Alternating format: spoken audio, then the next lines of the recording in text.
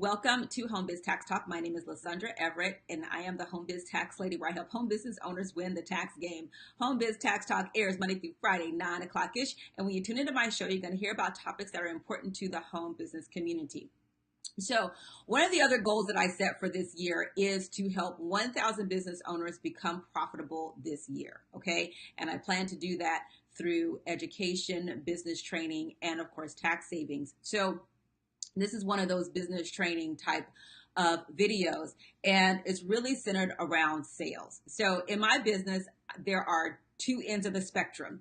There are the people that make a whole bunch of money and have and don't really plan to pay taxes, and then on the other end I have people that make no money and are really more concerned about the IRS auditing them to determine whether or not they are actually a business or a hobby. So I wanted to have this conversation today to really to hope to help you have a mental shift when it comes down to sales. Okay, because you can do everything right in sales, but if you have some kind of if you're off mentally about it, then it will screw everything up. I promise you. I'm telling you what I know, not what I heard. Okay. So let's talk about this mental shift about sales, because we have been grained, I think, in society to believe that salespeople are trying to cheat you, right? That they're just trying to scam you, make money off you. We have this bad um, this bad idea about salespeople, and the truth is that nothing happens unless somebody sells something, like, period. I don't care what industry it is. So if you didn't buy the milk that's in the store, the person that produces the milk will have no reason to produce the milk that nobody is buying. But because people buy milk at the store that empty that out, then the people that produce the milk have a reason to produce more milk, right? And and that goes for anything else. If nobody buys, then nothing else happens. Okay. So when it comes down to sales is an exchange of value. Okay. You have your product or service, and people have their money, and people value your product or service, and you value their money. It is an exchange. You exchange your money for their product or service. Now, the kicker that you have to get in your mind is that people have to value your product or service more than they value their money. So let me give you a prime example. I just purchased some movie tickets, right? So that means that I value these movie tickets more than I value my money. When you go out to lunch, or you go grocery shopping, or you buy anything, you buy a phone, you buy a water bottle, you buy scissors, you buy anything, that means at that moment that you value that product or service more than you value your money. And so that is when sales happens, when people value what you have to offer more than they value their money. That is when that exchange happens. So what you have to keep in mind is that when it comes down to sales, you have to convey the value of what you have. And the mistake that people make is they talk about what's in the product, all this stuff. But what you really have to convey is what's in it for that other person. How will their lives change by buying your product? Right? What will it do for them? Will it make them feel better? Will it make them lose weight, make them look prettier, make something look smaller, make something look bigger? How is it that your product or service is going to impact their lives? Is it going to give them more of their time back? Is it going to give them less stress, right? Because people buy to get out of pain. So if someone is not in a particular type of pain that you're providing a product or service for, they're not going to buy it because they're not in any pain. And really, so that's just like when it comes down to tax people, right? See, and really in the accounting arena, like, people don't value us until they're in a lot of pain. And that pain is generally in the form of an IRS letter. See, during like tax season and all of that, And during a regular time, people are like, okay, well, I think you charge too much, so I'm going to go over here to Joe who charges $80. Okay, do what you do. But when the letters start coming, though, you can tell people, you need to go cut off your arm for me to fix this problem. They're gonna be like, great, where can I sign up, right? So, because now they're in pain. So you have to really, reach people to prevent pain or to get them out of pain. Trust and believe when it comes to getting out of pain, people will find money to get out of pain. Even if they might say they can't afford you on a regular day, if you're going to alleviate some pain, they're going to find this money for you to get rid of their pain. So you have to convey the value of what you have to offer. Now, sometimes there will be those times where you're like, listen, I have conveyed the value and people just don't get it. Okay, that means that you're just talking to the wrong person. And that's okay. You have learned that you are talking to the wrong person. Because, the wrong people are the people that don't see your value or the people that can't afford you. I really need for people to understand that you have to talk to people that can afford to pay you or that will find the money to pay you. That's who you need to be talking to. I remember, one of the first things that I learned that was totally not the truth is everybody within 3 feet of you is a potential customer for you. Like, that is so not true. Okay, there needs to be some standards. You need to know exactly what your ideal client looks like, your ideal customer. Where do they work? Where do they shop? Right? What do they read? What kind of books do they read? What kind of movies do they watch? You need to know this because, see, one of the things that that I can't stand is, like, okay, so let's say you go shopping at a particular discount store, right? Now, everybody goes shopping at this particular discount. So I don't care who you are. I have never met a person that made so much money that they don't go shop at this discount store for one reason or another. But 9 times out of 10, the people that shop in that store are generally not your client. Right?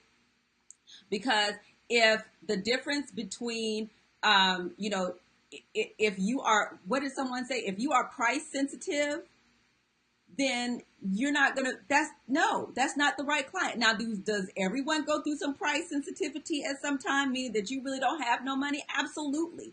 Everybody goes through that. But you are looking for people who on a regular day have the money to pay you for your product or service.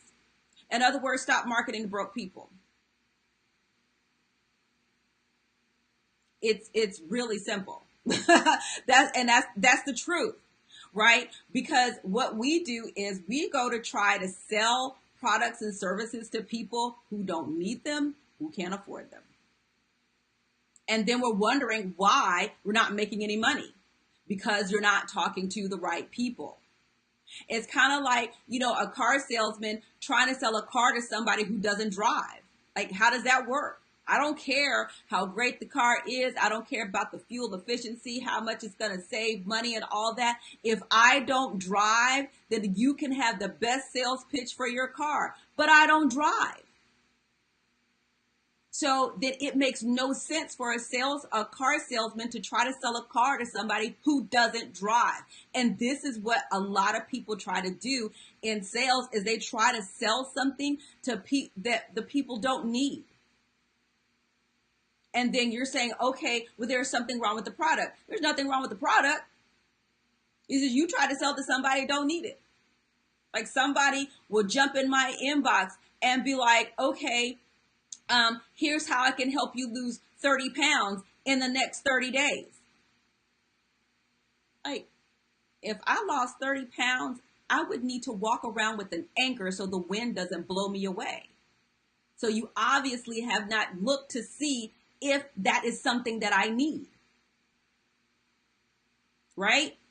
So you have to make sure that you're talking to the right person and delivering the right message.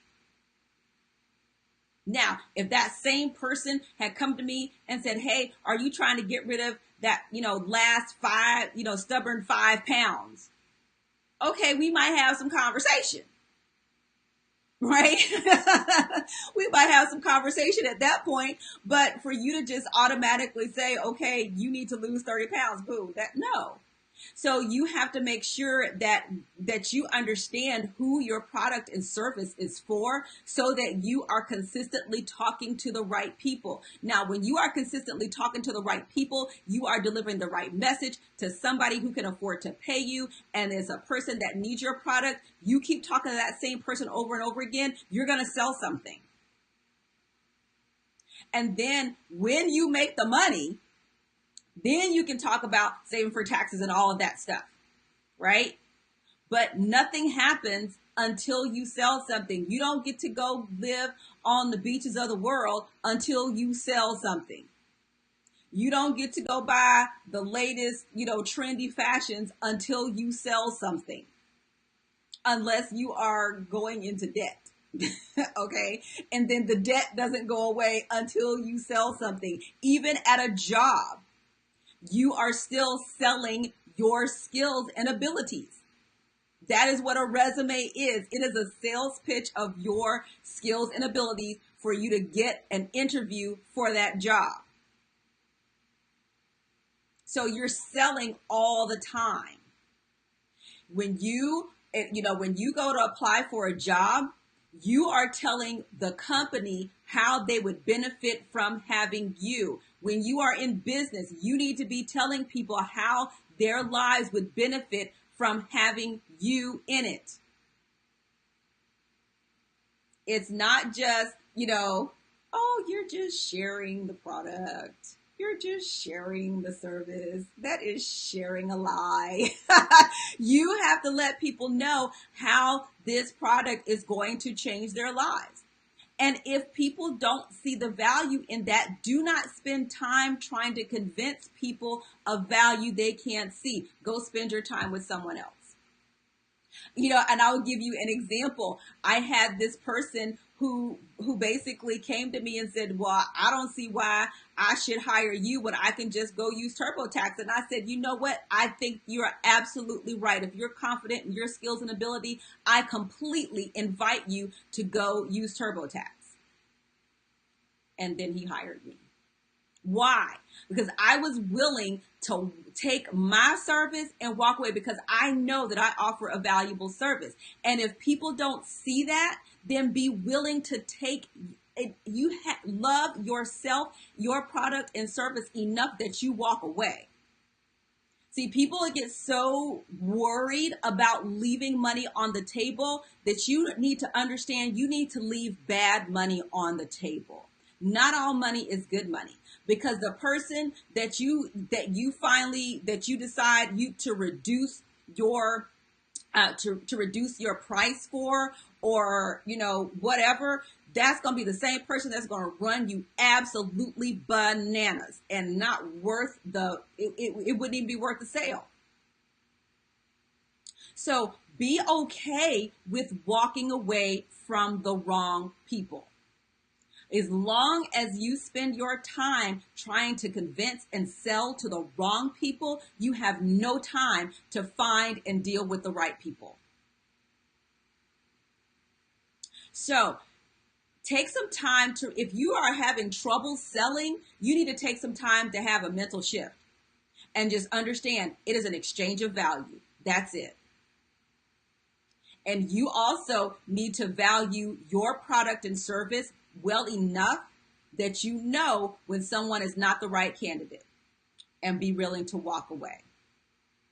The one thing that I think is funny, I had, I would say this and I'm a hush. Wow, this went by fast. Okay.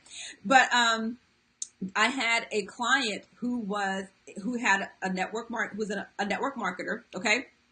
And so she was talking about how her team was so huge, but I'm looking at her 1099. I'm like, this doesn't make sense. Why is it that you've got a team this big, but your 1099 looks like this? Something doesn't add up. But what she was doing, instead of creating customers, is she showed, okay, well, it's just cheaper if you become a team member. So I'm like, basically, you have minimized the value of your product. You have cheapened your product. And now, instead of you having 100 great customers, you have 100 bad team members. And that goes with anything that you sell. Do not reduce your price based on the person's wallet in front of you. If you know for sure that you should be charging $500 for your product, because that is what the market will bear, right? Because location, location, location.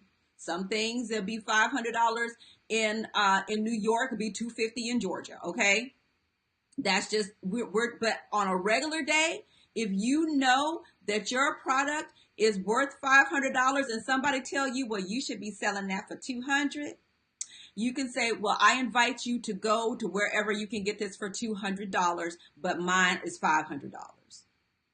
Be willing to invite people to go other places. And that's what I do. I don't tell, no, I invite you to go somewhere else. That's my thing. Okay, you guys. So when it comes down to selling, you're doing it all the time. It's just that when it comes down to your business and your product and service, you have to make sure that you're conveying the right message to the right person and for the right price for your area, whatever that is. And when you've done that, you will make a sale. But if people don't see the value, throw up the deuces, invite them to go somewhere else, thank them kindly, and have a nice day. And go on and go find the people that your ideal customer. Okay, so I hope this helps you out. Thank you so much for tuning into Home Biz Tax Talk. Again, we air Monday through Friday, 9 o'clock ish, and you can come right here to get your questions answered about your home business taxes. All right, have a great day. I'll see y'all next time. Bye.